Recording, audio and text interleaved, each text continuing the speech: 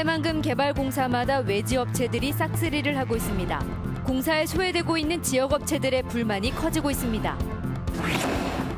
새해 들어서도 물가의 기세가 좀처럼 꺾일 줄을 모르고 있습니다. 당장 2주 남짓 앞으로 다가온 설 물가에도 비상이 걸렸습니다. 사드 배치의 불똥이 대학가로 튀었습니다. 최근 중국인 유학생 수가 눈에 띄게 줄면서 대학들이 대책 마련에 나섰습니다. 전라북도가 새만금과 혁신도시를 성장 거점으로 삼아 전북 발전을 이끌겠다고 밝혔습니다. 농생명과 관광, 탄소 등 3대 핵심 시책도 본 궤도에 올려놓겠다고 덧붙였습니다. 여러분 안녕하십니까? JTV 8시 뉴스입니다.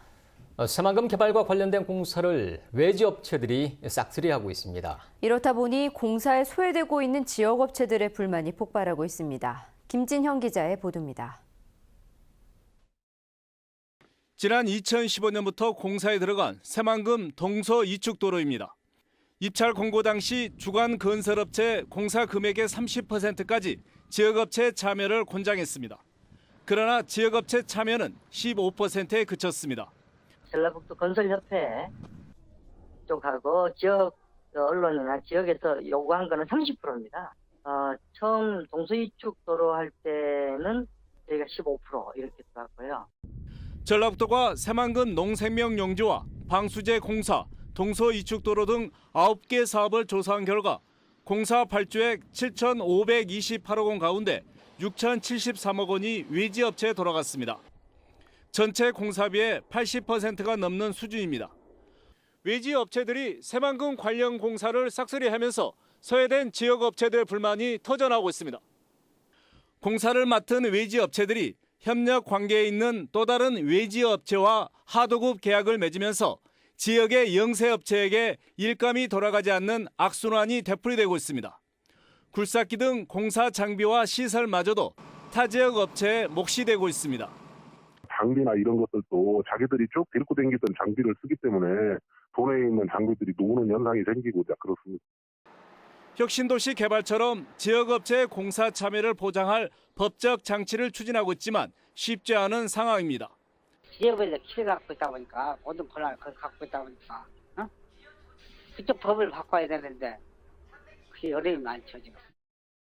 수천억 원대의 새만금 관련 개발 공사가 타 지역 업체들만의 잔치가 되면서 지역업체의 박탈감은 깊어지고 있습니다. JTB 뉴스 김진영입니다. 새해 들어서도 물가가 꺾일 줄 모르고 오르고 있습니다. 채소 생선까지 계속 오르면서 당장 2주 앞으로 다가온 설 물가에도 비상이 걸렸습니다. 이승환 기자가 보도합니다. 채소값이 강세를 이어가면서 요즘 시장에서는 값을 물어보기가 무서울 정도입니다. 무는 평년에 비해 2배 반이나 훌쩍 뛰었고 배추와 양배추 가격도 2배 이상 올랐습니다. 당근은 무려 3배 이상 상승했습니다. 돈 10,000원으로는 고작 대파 한 단에 무, 배추, 중품 1개씩을 살 수 있을 뿐입니다. 배추가 봄에도 비싸고 여름에도 비싸고 가을에도 비싸고 현재 지금도 비싸고. 예. 돈 10,000원 가지고 살 게 별로 없겠군요. 그렇죠. 생선값도 크게 올라 벌써부터 차례상 물가도 걱정입니다. 갈치, 대구, 조기 등 대부분 크게 올랐습니다. 이런 대구 같은 것도 지금 현재 엄청 많이 올랐어요. 대구도 보통 우리가 소매를 한 2만 원대, 비싸야 2만 5천 원대 그렇게 했는데 지금 뭐 3만 원대 그렇게 3만 원씩 팔아요. 최근 통계청에 따르면 설 성수품과 생필품 등 27개 품목의 물가가 1년 만에 9.9%나 올라 전체 소비자 물가 상승률의 8배가 다 된다는 수치도 나와 있습니다. 물가가 뭐든지 다 올랐잖아요. 그러다 보니까 막 뛰어요. 하루하루 틀려요. 어제 시장 본 거 오늘 시장 본 거 틀려요. 그러니까 영세민들은 죽는 거잖아요. 여기에 30개짜리 한 판에 10,000원까지 오른 달걀값은 끝이 보이지 않고 콩나물에 식용유값까지 줄줄이 들썩거리고 있습니다. 지난 가을부터 시작된 채소값 상승이 차례상 물가로까지 이어지는 상황. 정부는 조만간 주요 성수품의 공급 확대 등을 담은 설 물가 안정 대책을 내놓을 예정입니다. JTB 뉴스 이승환입니다. 쓰레기 시설 주민들이 지원금의 현금 배분 금지에 반발하면서 한 달간 이어진 전주의 쓰레기 수거 차질 사태가 일단은 풀리고 있습니다. 전주시는 시의회와 쓰레기 시설 주민 대표들과 협의회를 꾸려 근본적인 해결책을 찾기로 했습니다. 권대성 기자의 보도입니다. 전주 생활쓰레기 소각장입니다. 주민 감시원들의 반입 검사가 지난주부터 느슨해졌습니다. 우리가 뭐 처리도 아니고 그러니까 하도 보니까 이 감시원들 다 백나갖고 병원 다니고 그런데 그게 계속 할 수는 없잖아요. 이게. 한 달간 이어진 수거 차질 사태는 일단 풀릴 수 있게 됐습니다. 전주시는 수거하고도 처리를 못해 임시로 쌓아둔 쓰레기 570톤을 민간 소각장에 맡겨 처리하기도 했습니다. 하지만 검사 강화에 따른 반입과 수거 차질은 언제든 일어날 수 있습니다. 검사 강화는 전주시의회가 주민지원금의 현금 배분을 금지하는 조례를 만든 게 발단입니다. 주민들은 여전히 현금 배분 허용을 요구하고 있습니다. 그럼 협의체에서 주민들에게 공동사업을 하라는 건데 공동사업 할 게 없어요. 우리가 다 농민들이고 뭐 사업을 해봤어야죠. 전주시는 시의회와 세계 쓰레기시설 주민 대표들로 3자 협의회를 꾸려 해결책을 찾기로 했습니다.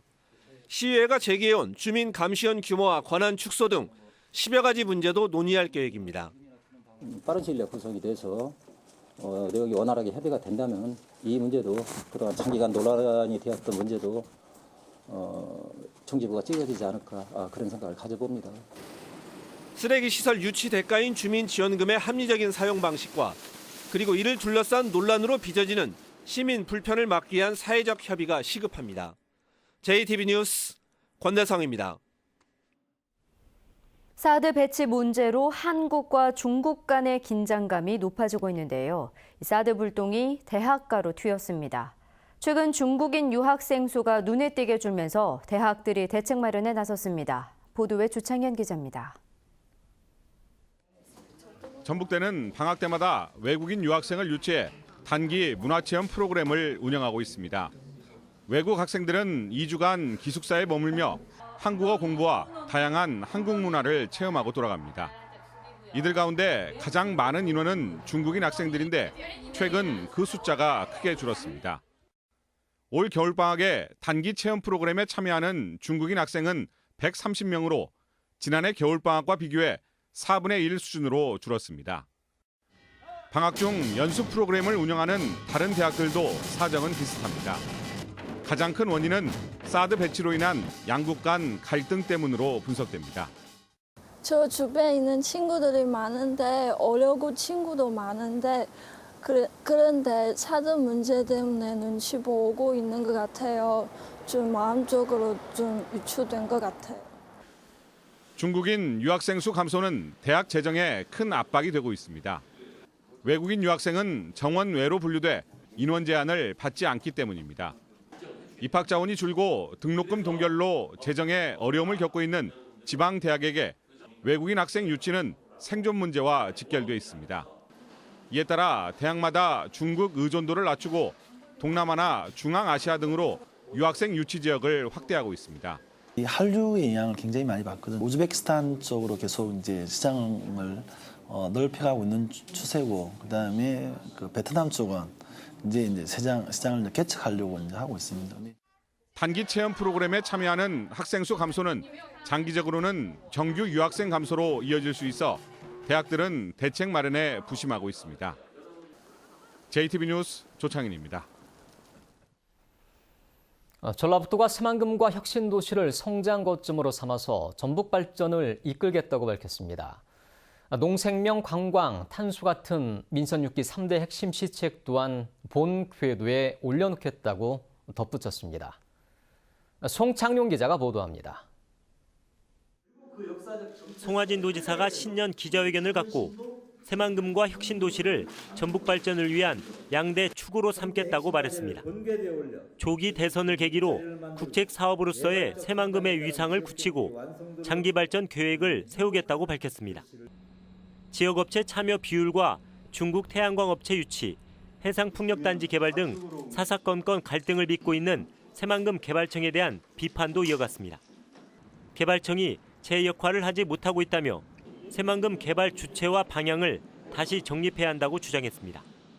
지금처럼 새만금처럼 명쾌한 중앙 부처도 아니고 애매한 조직 상태에서 적당한 선에서 끌고 가는 이런 방식으로는 정말 멋진 새만금을 만들기는 어렵다.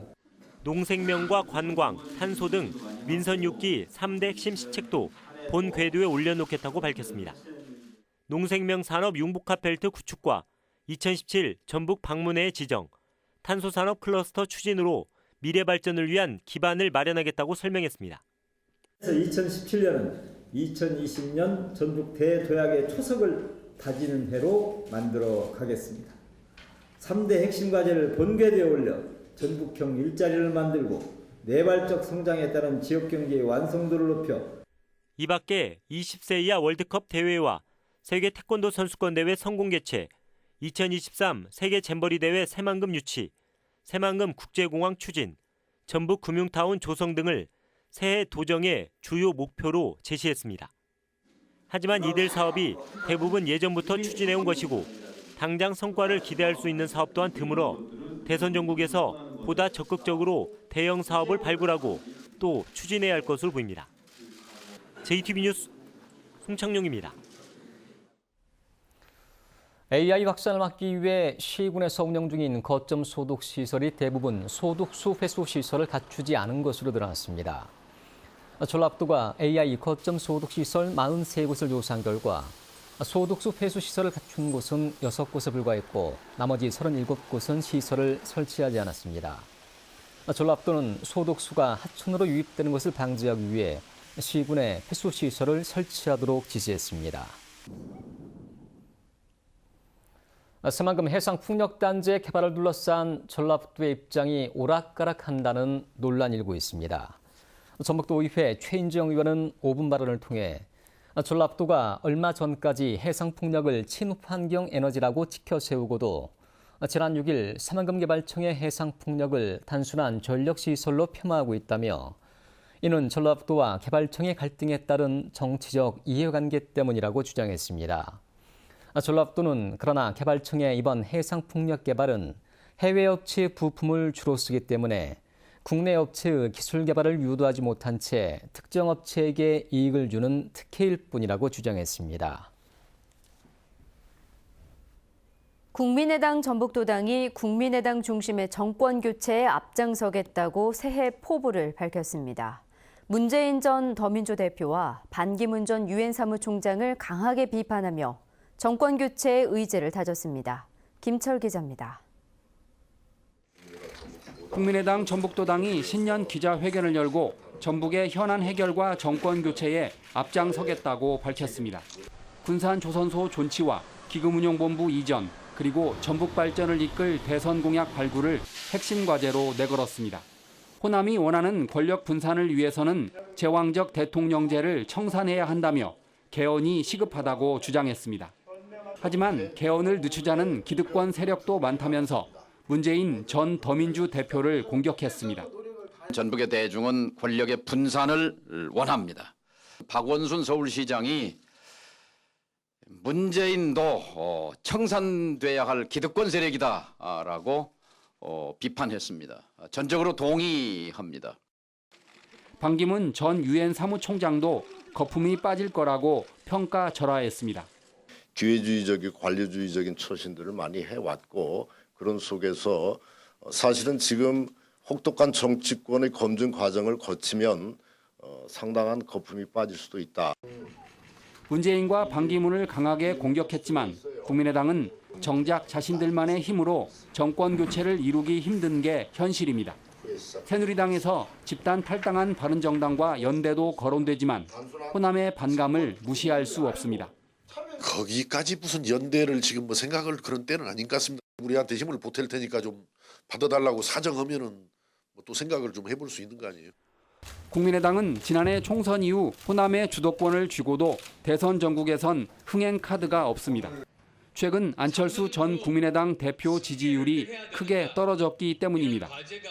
위기에 놓인 국민의당이 문재인, 반기문의 양강 체제를 극복하고 정권 교체의 주도 세력으로 거듭날지 쉽지 않은 과제를 남겨뒀습니다. JTB 뉴스 김철우입니다. 국민의당이 전주 종합경기장 이전 문제를 국책사업으로 추진하기 위해 대선 공약에 반영하기로 했습니다. 국민의당 전북도당은 신년 기자회견을 통해 종합경기장 개발의 경우 사업 규모가 커 자치단체 예산만으로 해결할 수 없다며 이 사업을 대선 공약으로 반영한 뒤 국책사업으로 추진하겠다고 밝혔습니다.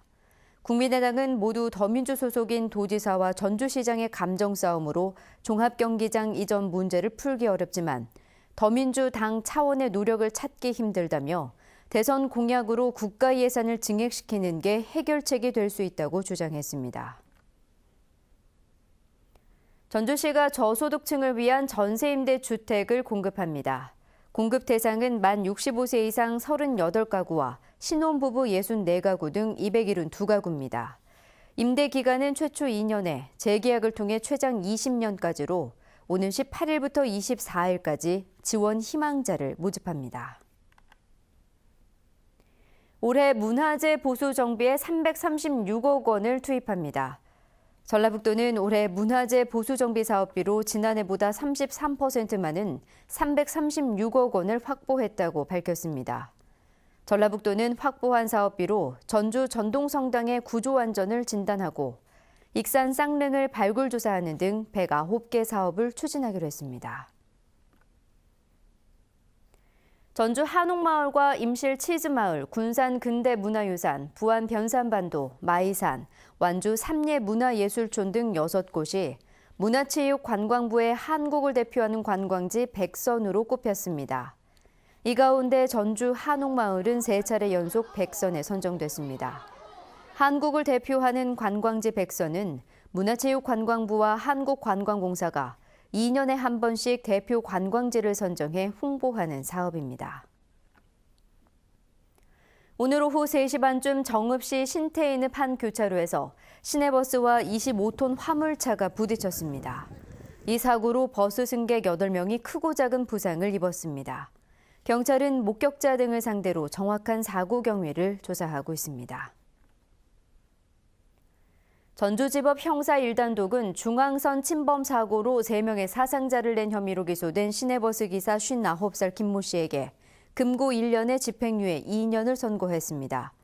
김 씨는 지난해 8월 완주군 구이면 한 도로에서 시내버스를 몰다가 중앙선을 침범해 마주오던 화물차와 부딪히면서 1명을 숨지게 하는 등 3명의 사상자를 낸 혐의로 기소됐습니다. 남원경찰서는 음식점에서 현금을 훔친 혐의로 21살 김모 상병 등 현역 군인 2명을 군 헌병대로 넘겼습니다. 휴가를 나온 이들은 지난해 12월 25일 새벽 남원시 도통동 한 음식점에 몰래 들어가 종업원의 가방에서 17만 원을 훔친 혐의입니다. 전북은 오늘 지난이 4.9도, 전주는 7.9도에 머물고 바람이 불면서 추웠습니다. 내일은 대체로 맑겠지만 오후에 서해안을 중심으로 눈이나 비가 조금 오는 곳이 있겠습니다. 예상 강우량은 5mm 미만입니다. 아침 최저 기온은 영하 7도에서 영하 2도, 낮 최고 기온은 2도에서 6도에 머물겠습니다. 바람이 강하게 불면서 체감 기온은 더 낮겠습니다. 전주기상지청은 수요일인 모레 추위가 절정에 이른 뒤 이번 주말에는 눈이 올 것으로 내다봤습니다.